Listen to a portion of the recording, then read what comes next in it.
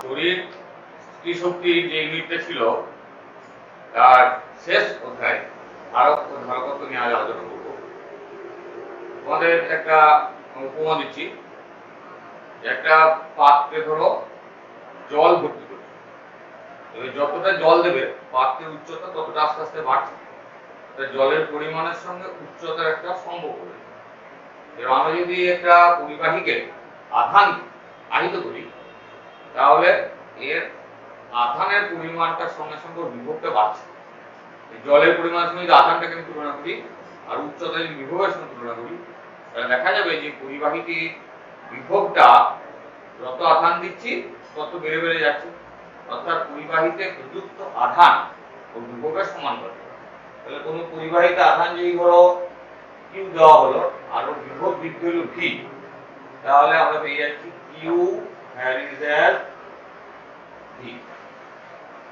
এখানে একটা ধ্রুবক পেয়ে যাচ্ছ কিউ ইকুয়াল টু এটাকে সি বলা হচ্ছে সি ভি। এই সিটা পরিবাহীর একটা বিশেষ ধর্ম প্রকাশ করছে, যেটাকে বলা হচ্ছে পরিবাহীর ধারকত্ব। এটা পরিবাহীর কয়েকটা বিষয়ের উপর নির্ভর করবে। যেমন এক নম্বর হচ্ছে পরিবাহীর আকার।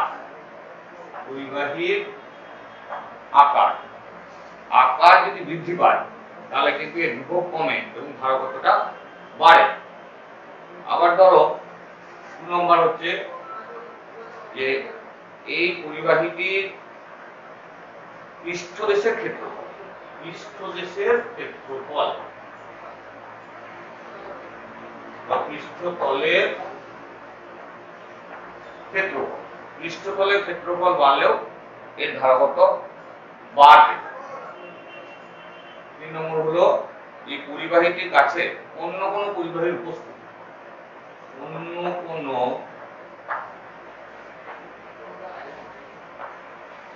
পরিবাহীর উপস্থিতি। আমরা জানি যে একটা পরিবাহীকে যদি আধান দাও তবে এটা একটা পরিবাহী, একে ধনাত্মক আধানে আহিত করা হলো, তাহলে বিভব কত আমরা কিভাবে বুঝবো? একটা যন্ত্র দিয়ে আমরা দেখব, একটা স্বর্ণপত্র তড়িৎবিক্ষণ যন্ত্রের সাহায্যে এই বিভবটাকে নির্ণয় করা। তাহলে স্বর্ণপত্র তড়িৎবিক্ষণ যন্ত্রে এই যে সোনার পাত দুটো রয়েছে এই দুটোর বিস্ফোরণ দেখে আমরা এই বিভবটা বুঝতে পারি। এখন এটা আধান দেওয়ার পরে একটা বিভব হলো, এর ধারকত্বটা বুঝতে পারছি। এরপরে যদি একটা অন্য পরিবাহীকে এর কাছে আনা হয় তাহলে কি হবে? এখানে আবেশ সৃষ্টি হবে। নিকটতম প্রান্তে ঋণাত্মক আধান আর দূরতম প্রান্তে ধনাত্মক আধান সৃষ্টি হবে এবং সঙ্গে সঙ্গে দেখা যাচ্ছে যে এর বিস্ফোরণটা কিন্তু আগের থেকে কমে গেল। অর্থাৎ এই বিভব কমে গেল, তখন ধারকত্ব বাড়ছে। এই পরিবাহীর উপস্থিতি কিন্তু এই বিভবটাকে কমিয়ে দিচ্ছে। আর 4 নম্বর হচ্ছে যে অন্য কোনো মাধ্যমের উপস্থিতি। অন্য কোনো মাধ্যমের উপস্থিতি।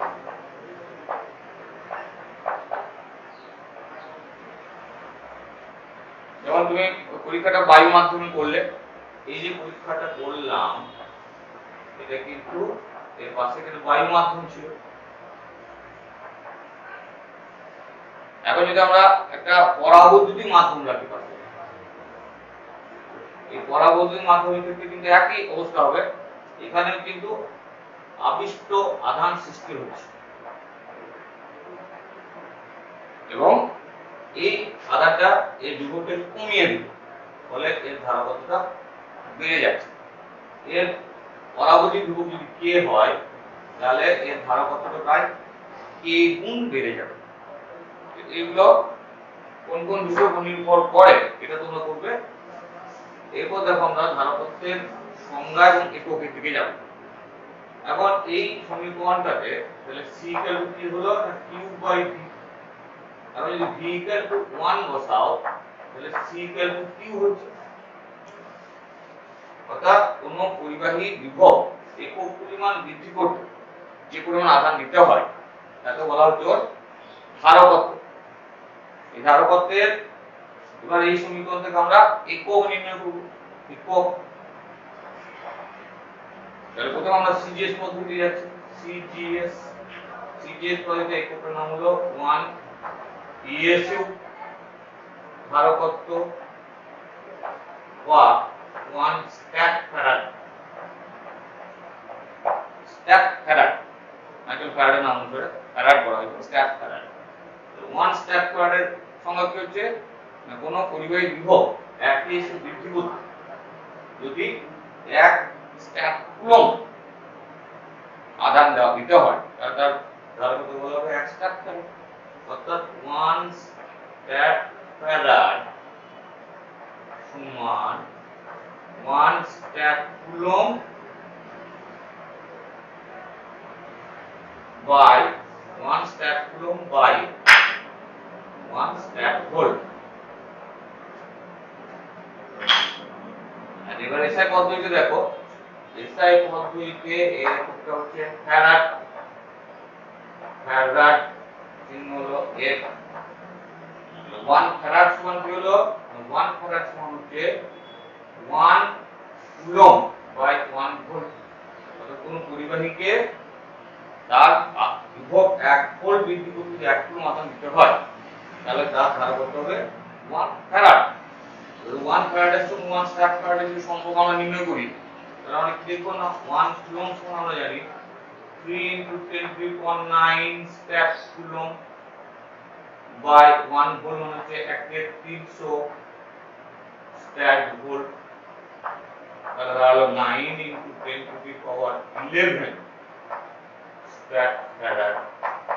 ফ্যারাড একটা বৃহৎ একক, খুব বড় একক, সেই জন্য স্ট্যাক ফ্যারাডের ইলেকট্রিক সম্পর্ক হচ্ছে 9 × 10⁻11 স্ট্যাক ফ্যারাড। তাহলে ফ্যারাডটা অত্যন্ত বড় একক, সেই জন্য এটি ছোট একক নেওয়া হয়েছে। যেমন 1 মাইক্রো ফ্যারাড, 10⁻6 ফ্যারাড, 1 পিকো ফ্যারাড, 10⁻12 ফ্যারাড। এবার আরো ন্যানো করলে 10⁻9। এবার নানা রকম ভাবে ছোট ছোট এককে পরিণত করা হচ্ছে। এখন এই ফ্যারাডটা কত বড় একক আমরা একটু পরেই দেখব। আমরা এই এখান থেকে একটা গোলীয় পরিবাহী আমরা বিভব বের করব। একটা গোলীয় পরিবাহী আছে, এর ব্যাসার্ধ হচ্ছে r। q আধান দিলে এই বিভব বৃদ্ধি কি হয়, তাহলে পৃষ্ঠের বিভবটা কত, আমরা আগের চ্যাপ্টারে বের করেছি যে পৃষ্ঠের বিভব হচ্ছে p = SI পদ্ধতিতে 1/4πε0 q/r। তাহলে দেখো ধারকত্ব C সমান q/v সমান হয়ে গেল 4πε0r। বোঝা যাচ্ছে ε0 ধ্রুবক, তাহলে ধারকত্বের ব্যাসার্ধের সমানুপাতিক হচ্ছে। আবার সিজিএস পদ্ধতিতে যদি করো তাহলে p = q/r হবে, বায়ু মাধ্যমে, বায়ু বা শূন্য মাধ্যমে করছে, তাহলে c হয়ে গেল r এর সমান। আর যদি পাশে অন্য কোনো পরাবৈদ্যুতিক মাধ্যম নিয়ে আসে, যেটা আগে আমরা আলোচনা করেছি যে বেড়ে যায়, এখানে তাহলে k দিয়ে তখন গুণ হয়ে যাবে, 1/4π k মানে k গুণ হয়ে যাচ্ছে, বায়ু মাধ্যমে যা আছে এখানে k গুণ হয়ে যাচ্ছে। তাহলে সিজিএস পদ্ধতিতে এখানে আমরা ধারকত্ব 8 একক পেয়ে যাচ্ছি, মানে এখানে সেমিকে এককটা আমরা পেয়ে যাচ্ছি। এখন যদি কোনো গোলকের ব্যাসার্ধ 5 সেমি হয় তাহলে ওর ধারকত্ব হবে 5 স্ট্যাক ফ্যারাড, 5 ইএসইউ ধারকত্ব। ওর আধান ব্যাসার্ধের সঙ্গে ধারকত্বটা সমান হয়ে যাচ্ছে। এবং দেখো এই যে গোলীয় পরিবাহী ধারকত্ব আমরা বের করছি, গোলীয় পরিবাহী ধারকত্বটা গোলীয় পরিবাহী আকৃতি বাড়িয়ে, আকার বাড়িয়ে যত বড় করব তত ধারকত্ব বাড়বে। এইভাবে আমরা দেখেছি হ্যান্ডিগ্রাফ জেনারেটরে গোলীয় পরিবাহী ব্যবহার করে এর বিভবটাকে অনেক বাড়ানো যায়, হ্যান্ডিগ্রাফ জেনারেটরের সময় তোমরা দেখতে পাবে। এখন এই গোলীয় পরিবাহীর ক্ষেত্রে কি হচ্ছে, ধরো একটা ছোট অঙ্ক বলছি, যেমন ধরো n সংখ্যক স্মলার ব্যাসার্ধের ছোট ছোট তরল বিন্দু আছে, এগুলো গোলক হিসেবে কল্পনা করা যায় তরল বিন্দু, এবং প্রত্যেকটা বিভব হচ্ছে, প্রতিটি বিভব হচ্ছে ভি।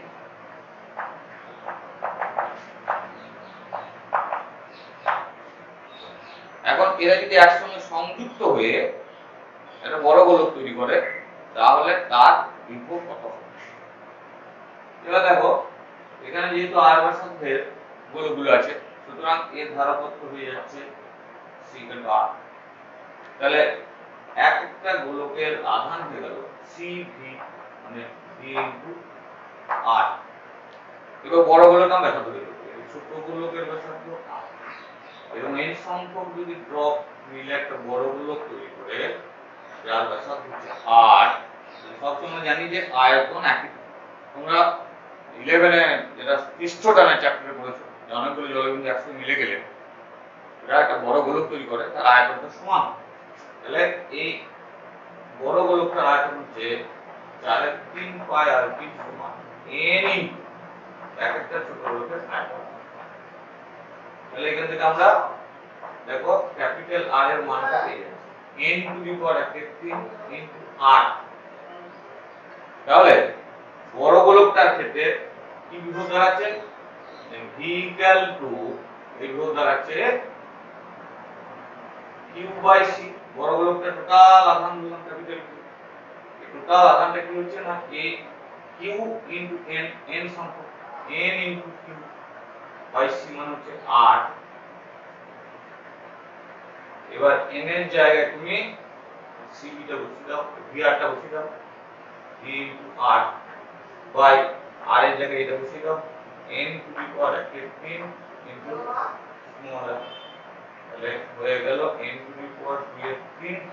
স্মল। ছোট গোলকের বিভব যদি v হয়, n সংখ্যক যদি মিলে যায় তাহলে বিভব হবে n⁻² ইনটু v। এবার দেখো ফ্যারাড এই এককটা কত বড়। একটা 1 ফ্যারাড ধারকত্ব, ধরো আমরা পেলাম c = 4πε0r। তাহলে 1 ফ্যারাড যদি ধারকত্ব হয় তাহলে ব্যাসার্ধ কত হবে, r = c/4πε0r 1/4πε0 হলো 9 × 10⁹ মিটার। 9 × 10⁹ মিটারে একটা বড় গোলক তৈরি করতে হবে যাকে 1 কুলম্ব আধান দিলে এই ব্যাসার্ধ তার ধারকত্ব হবে 1 ফ্যারাড। এবং পৃথিবীর ব্যাসার্ধ কত, পৃথিবীর ব্যাসার্ধ 6400 কিমি, হলো 64 × 10⁵ মিটার। আর এইগুলোকে হবে 9। পৃথিবীর থেকে প্রায় 1500 গুণ বড় একটা গোলক দরকার যার ধারকত্ব 1 ফ্যারাডটা কত বড় সেটা বুঝতে পারছো তো। সেই জন্য ওই ছোট এগুলোকে ব্যবহার করা হচ্ছে এককগুলো। এবার আমরা যেটা দেখবো যে এই যে গোলীয় পরিবাহী একে যখন আধানটা দেওয়া হচ্ছে তখন কিন্তু বিভব একেবারে বেড়ে যাবে। এই আধান দেওয়ার সময় কিছু কাজ করতে হবে, এমনি পরিবাহী ধারকগুলোর ক্ষেত্রে কি হচ্ছে না, এরা সবসময় তড়িৎ স্থিতিশক্তি রূপে সঞ্চিত রাখে, তড়িৎ স্থিতিশক্তি রূপে সঞ্চিত থাকে। একটা গোলককে ধরো ধারকত্ব ধরো c, একটা গোলকের ধারকত্ব ধরো c, এখানে আমরা বের করছি তড়িৎ স্থিতিশক্তি, তড়িৎ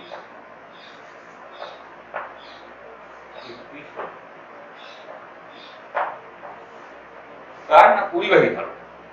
তাহলে আমরা একটা পরিবাহী ধারকের ধারকত্ব বললাম c, অন্তিম আধান q আর অন্তিম বিভব v। সিটা সবসময় একই থাকবে। এবার আমরা যখন বিভব দিচ্ছি একবারই v করে দিতে পারি না, এখানে 0 থেকে v পর্যন্ত বাড়াতে হবে, একটা গড় বিভব নিতে হবে। গড় বিভব কি হচ্ছে 0 প্লাস v/2 সমান হচ্ছে v/2। এই যে কার্যটা যেটা তড়িৎ স্থিতিতে সঞ্চয় থাকে এই w ক্যালকুলেট আমরা জানি কার্য যখন আধানিক বিভব ওই q into v/2 half vq হয়ে গেছে। এবার q এর জায়গায় c বসাও হাফ cv স্কয়ার और d এর জায়গায় q/c বসাও q স্কয়ার বাই 2c হবে। এই তিনটে half qv half cv square q square by 2c এই তিনটের এই তড়িৎ শক্তি রিলেশন এখানে যে কোনো সম্পর্ক দিয়ে তুমি তড়িৎ শক্তিটা বের করতে পারছো। এটা আবার ক্যালকুলাস পদ্ধতিতে করা যায় বল বিভব না বের করে। আমি ক্যালকুলাস পদ্ধতিতে করি তাহলে আমরা দেখব যে ধাপে ধাপে যে আমরা আধান দিচ্ছি কোন একটা সময় তার আধান হলো q আর বিভব হলো স্মল v। তাহলে q ইকুয়াল হয়ে গেল c স্মল v। cটা সবসময় ফিক্স থাকে। এবার ধরো কোন একটা সময় আধান দেওয়া হলো dq ওই সময় আধান দিচ্ছি dq তাহলে কি তো কাটল dw সমান হচ্ছে d ইনটু dq। দিয়ে জায়গা আমি এখানে বসাচ্ছি q by c into dq। এবারে কি ইন্টিগ্রেশন করব 0 টু q আধান w সমান এই যে স্থিতি শক্তি হচ্ছে 0 to q q dq by c সমান q স্কয়ার বাই 2c হয়ে যাচ্ছে। তাহলে ক্যালকুলাস পদ্ধতিতে এটাকে আরো অন্যভাবে করা যাচ্ছে। এই যে স্থিতি শক্তিটা সঞ্চিত থাকছে যে কোনো ধারক তার মধ্যে এই আধান দিলে কি হয় তার পরিস্থিতি শক্তি বিষয়টাকে সঞ্চয় করে রাখে। এখন আমরা দুটো কেস দেখব যে দুটি পরিবাহী গোলককে আমরা যদি সংযোগ করি তাহলে এদের মধ্যে আধান বন্টনটা কিরকম হয়। প্রথম একটা কেস ধরছি যে সমবিভবে আছে সমবিভব এদের মধ্যে বিভবটা সমান এর ধারা কত ধরলাম c1 এর ধারা কত ধরছি c2। এবার যখন একটাকে q আধান দেওয়া হবে তখন এদের মধ্যে আধানটা বন্টিত হয়ে যাবে। ধরো এর আধান হলো q1 এর আধান হলো q2 মোট আধানটা হচ্ছে q1 q2। তাহলে প্রথমটার বিভব কত হচ্ছে দুটোরই বিভব সমান হবে সমবিভব দিলে v q1 বাই c1 সমান দ্বিতীয়টা হচ্ছে q2 বাই c2। এটাকে যোগ প্রক্রিয়া করলে q1 q2 by c1 c2 সমান q বাই c1 c2। অর্থাৎ এই যে সমবিভব হয়েছে সমবিভবটা ফর্মুলা কি হলো না সমবিভব সমান মোট আধান বাই মোট ধারক। এটা সর্বক্ষেত্রেই প্রযোজ্য। সমবিভব মানে হচ্ছে মোট আধান বাই মোট ধারক। মোট আধানটা একই থাকবে। এখানে আমরা দেখতে পাচ্ছি এটা। এখন ধরো যে এদের ব্যাসার্ধ দিয়ে যদি আমরা করি তাহলে আমরা সিজিএস পদ্ধতি যখন করব তখন এই এর ব্যাসার্ধটা যদি r1 হয় আর এর ব্যাসার্ধ যদি r2 হয় সিজিএস পদ্ধতিতে হলে c1 ইকুয়াল টু হবে r1 R c2 equal to হবে r2। তাহলে বিভব হয়ে যাচ্ছে q by r1 plus r2। তো প্রথমটা আধান যদি বের করো তাহলে q1 সমান হচ্ছে c1 ইনটু মানে r1 q by r1 plus r2। আর দ্বিতীয়টা হচ্ছে দেখো q2 সমান r2q by r1 plus r2। তাহলে আধান কি হচ্ছে না ব্যাসার্ধের অনুপাতে বিভক্ত হয়ে যাচ্ছে q1 বাই q2 সমান r1 বাই r2 হয়ে গেল ব্যাসার্ধের অনুপাতে বিভক্ত হয়ে যাচ্ছে। এবার ধরো যে এদের বিভবটা আলাদা সমবিভব নেই প্রথম থেকেই বিভিন্ন বিভব রয়েছে বিভিন্ন বিভব। কি হলো না এইটার বিভব হলাম v1 ধারক কত দিলাম c1 আর এইটার বিভব হচ্ছে c2 ধারক বিভব হচ্ছে v2 আর ধারক হচ্ছে c2। এদিকে সংযুক্ত করলে কি হবে না যেটা উচ্চ বিভব থেকে নিম্ন বিভব থেকে আধান যাবে, এর আধানটা কত হলো Q1 সমান C1 Q1, আর এর আধানটা হলো Q2 সমান C2 V2। এবার ধরো V1 is greater than,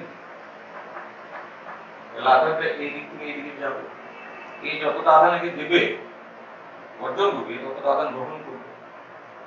তাহলে কি আছে না, এরপরে ধরো এটা একটা সাধারণ বিভব পেলাম, তখন আধানটা সঞ্চারিত হবে কতক্ষণ, যতক্ষণ এই যে বিভব সমান আছে, এই যে বিভব সমান হওয়ার পরেই আধান সঞ্চালন বন্ধ হয়ে যাবে। সেই যে বিভবটা হলো সেটা ধরলাম ভি। বিভবের আগে আমরা সমবিভব সময় দেখেছি, সমবিভব সময় হচ্ছে মোট আধান মানে Q1 plus Q2, Q1 plus Q2 by মোট ধরো Q1 প্লাস Q2, তাহলে কি হলো না C1 V1 plus C2 V2 by C1 plus C2। এটা হচ্ছে সাধারণ বিভব, সাধারণ। তাহলে প্রথম গোলকটি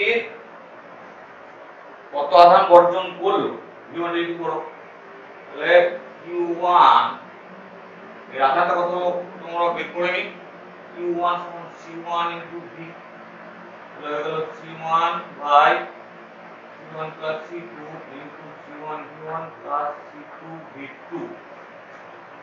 আর দ্বিতীয় গোলকটার আধান হয়ে যাচ্ছে, দ্বিতীয় গোলকটার আধান ধরো Q2 সমান C2V, C2 by C1 plus C2 into C1 V1 plus C2 V2। এই দুটো আধান হয়ে গেল। তাহলে প্রথম বিভবটা কত আধান বর্জন করলো, প্রথম গোলকটা কত আধান বর্জন করলো, বর্ধিত আধান সমান হচ্ছে C1 V1 ছিল প্রথমে, আর পরে হয়েছে এটা বিয়োগ করে দাও,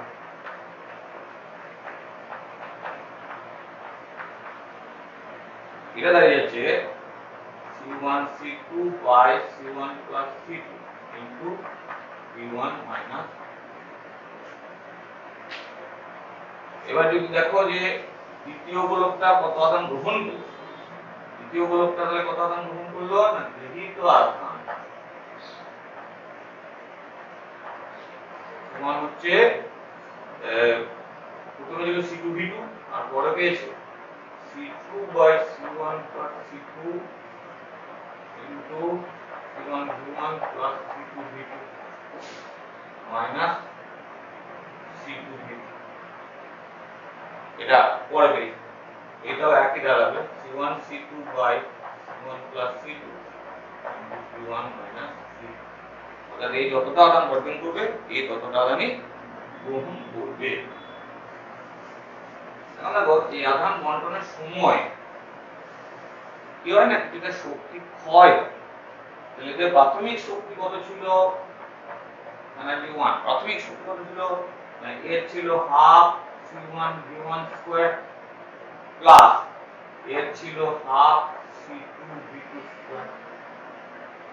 আর আধান যখন বন্টিত হয়ে গেল তখন এদের শক্তি কত হচ্ছে না half C1 V square plus half C2 V square, half C1 plus C2 into V square. এই v এর মানটাকে বসিয়ে দাও, half C1 plus C2 into C1 V1 plus C2 V2 by C1 plus C2 whole square. এবার কতটা শক্তি ক্ষয় হচ্ছে না E1 minus E2, E1 minus E2, এটা হলো half C1 V1 square plus half C2 V2 square minus half এই C1 এটা কেটে যাবে C1 V1 plus C2 V2 whole square by C1 plus C2। এইটা ক্যালকুলেশন করে পাবে C1 C2 half C1 C2 by C1 plus C2 into V1 minus V2 whole square. এইটা ultimately এই শক্তি ক্ষয় হচ্ছে। এখানে দেখো ধারক একটা ইনফরমেশন, ধারক কখনো নেগেটিভ হয় না, ধারক সবসময় ধনাত্মক, এই ধারকত্ব সবসময় ধনাত্মক, তাহলে C1 C2 by C1 plus C2 সবসময় ধনাত্মক।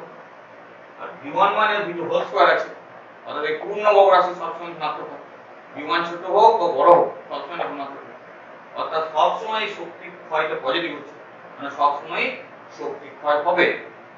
যখনই সংযুক্ত করা হচ্ছে এই শক্তি ক্ষয় কি হচ্ছে, প্রথম হচ্ছে তাপ শক্তি রূপান্তরিত হচ্ছে। আর যদি তড়িৎ স্ফুলিঙ্গ হয় তাহলে আলো হবে, শব্দ হবে, হ্যাঁ তাপ তো হবেই।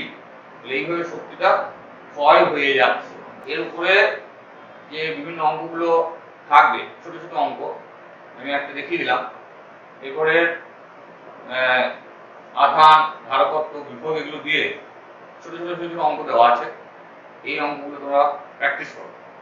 এরপর আমরা ধারকের উপরে দীর্ঘ আলোচনা করবো। ধারকের ধারকত্ব সমস্ত জায়গায়, ইলেকট্রনিক যন্ত্রের সমস্ত জায়গায় এই ধারক আমাদের কাজে লাগে।